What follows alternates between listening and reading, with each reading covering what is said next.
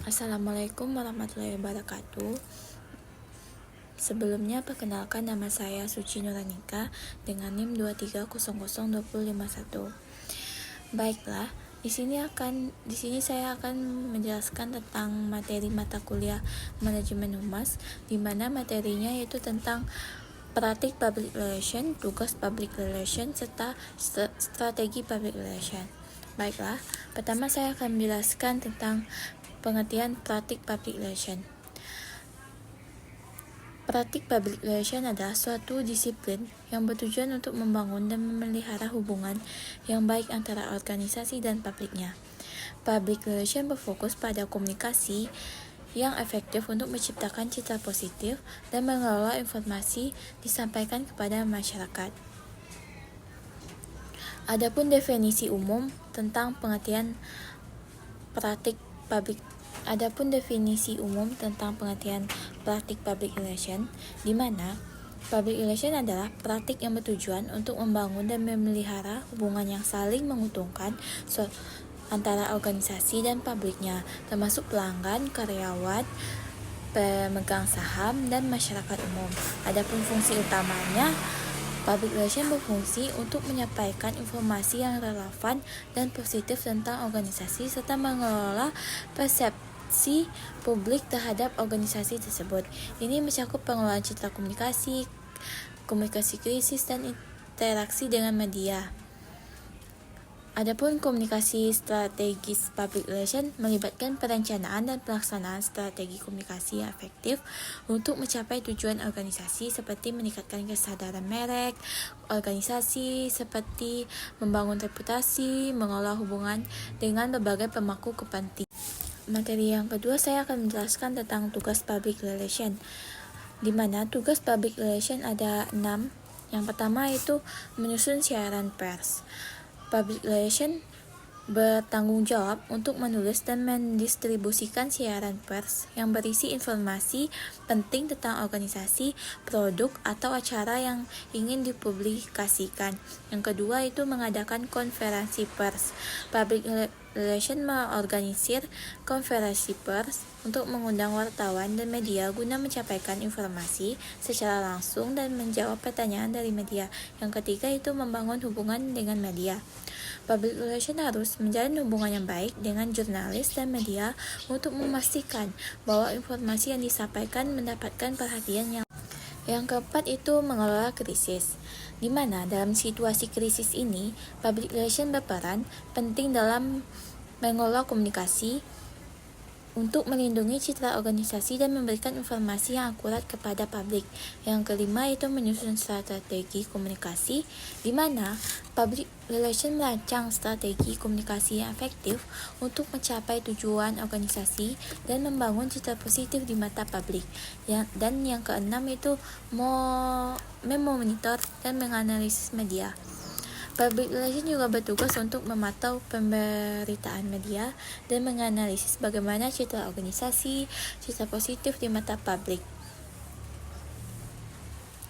Dengan demikian, tugas public relation sangat beragam dan mencakup berbagai aspek komunikasi yang bertujuan untuk membangun dan mempertahankan reputasi organisasi. Selanjutnya, saya akan menjelaskan tentang aspek penting dalam praktik public relation, di mana dalam aspek penting ini terdapat 4 aspek. Yang pertama itu siaran pers, merupakan alat komunikasi yang digunakan untuk menyampaikan informasi penting kepada media dan publik. Siaran pers harus ditulis dengan jelas dan menarik agar dapat menarik perhatian jurnalis. Yang kedua itu konferensi pers, yaitu kegiatan di mana organisasi mengundang media untuk memberikan informasi langsung dan menjawab pertanyaan. Ini adalah cara untuk membangun hubungan yang lebih dekat dengan wartawan. Yang ketiga itu manajemen krisis, di mana public relation juga bertanggung jawab untuk mengelola komunikasi dalam situasi krisis dengan tujuan untuk melindungi reputasi organisasi dan memberikan informasi yang akurat kepada publik. Dan aspek yang keempat itu hubungan media, yaitu membangun dan memelihara hubungan yang baik dengan jurnalis dan media sangat penting untuk memastikan bahwa informasi yang disampaikan mendapatkan perhatian yang layak. Dengan demikian, praktik public relation adalah elemen kunci dalam komunikasi organisasi yang membantu membangun citra positif dan menjaga hubungan yang baik dengan publik. Adapun strategi public relation, strategi public relation adalah rencana yang dirancang untuk mencapai tujuan komunikasi, organisasi, dan membangun hubungan yang baik dengan publik. Berikut ada beberapa elemen penting dalam merancang strategi public relation yang efektif. Ada 8 elemen. Yang pertama itu penentuan tujuan, di mana spesifik dan terukur. Tujuan harus jelas dan dapat diukur seperti meningkatkan kesadaran merek sebesar 20% dalam 6 bulan. Dan tujuan harus relevan dengan misi dan visi organisasi. Yang kedua, identifikasi target audiens, di mana menentukan siapa yang menjadi target audiens seperti pelanggan, karyawan, pemegang saham, atau masyarakat umum. Dan memahami kebutuhan preferensi dan perilaku audiens untuk menyusut pesan yang tepat. Yang ketiga itu pengembangan pesan, di mana pesan harus konsisten di semua saluran komunikasi dan pesan harus menarik perhatian dan relevan dengan audiens yang dituju. Yang keempat itu pemilihan saluran komunikasi, di mana menggunakan surat kabar, majalah, radio, dan televisi, dan memanfaatkan media sosial seperti blog, situs web untuk menjangkau audiens yang lebih luas. Yang kelima itu pelaksanaan kegiatan public relation, di mana pelaksanaan kegiatan public relation itu menyusun dan mendistribusikan siaran pers untuk mengumumkan berita penting dan mengadakan konferensi pers untuk memberikan informasi langsung kepada media. Dan yang keenam itu monitoring dan evaluasi, yaitu memantau dan pemberitaan media untuk mengevaluasi dampak dan strategi public relation yang diterapkan dan mengumpulkan umpan balik dari audiens untuk menilai efek. Yang ke-7 itu penyesuaian strategi, di mana berdasarkan hasil evaluasi, strategi public relation harus disesuaikan untuk meningkatkan efektivitas di masa mendatang. Demikian strategi dari public relation. Dengan mengikuti langkah-langkah ini, organisasi dapat merancang strategi public relation yang efektif untuk membangun citra positif, mengelola hubungan baik dengan publik, dan mencapai tujuan komunikasi yang diinginkan.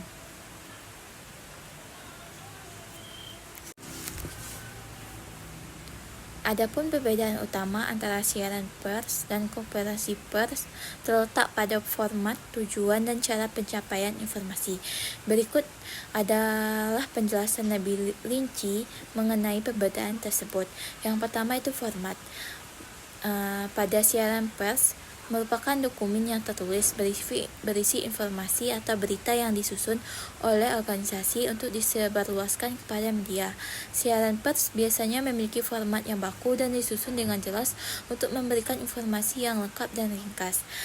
Sementara konferensi pers merupakan acara tatap muka di mana perwakilan organisasi mengundang wartawan dan media untuk memberikan informasi secara langsung.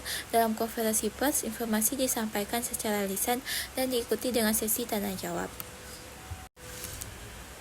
Dan yang kedua, perbedaan tujuan, di mana siaran pers bertujuan adalah untuk menyebarluaskan informasi tertentu kepada media dan publik seperti pengumuman produk baru, acara, atau berita penting lainnya. Dan sedangkan konferensi pers tujuannya adalah untuk memberikan penjelasan lebih mendalam tentang suatu isu atau peristiwa serta untuk menjawab pertanyaan dari wartawan.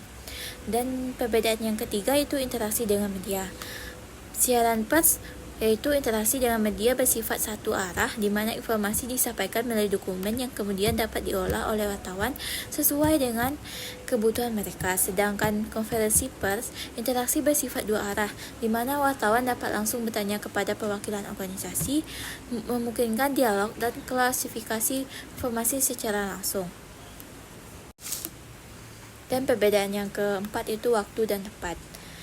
Siaran pers dapat disebarluaskan kapan saja dan tidak memerlukan pertemuan fisik.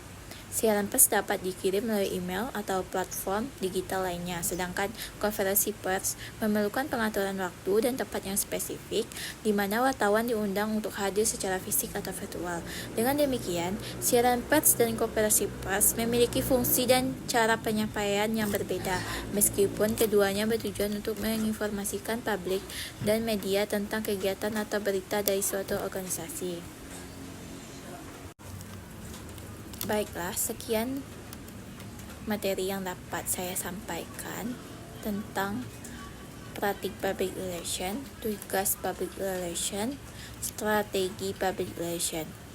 Dan apabila ada kata yang salah dalam penyampaian, saya mohon maaf. Saya tutupi saja dengan membaca Assalamualaikum warahmatullahi wabarakatuh.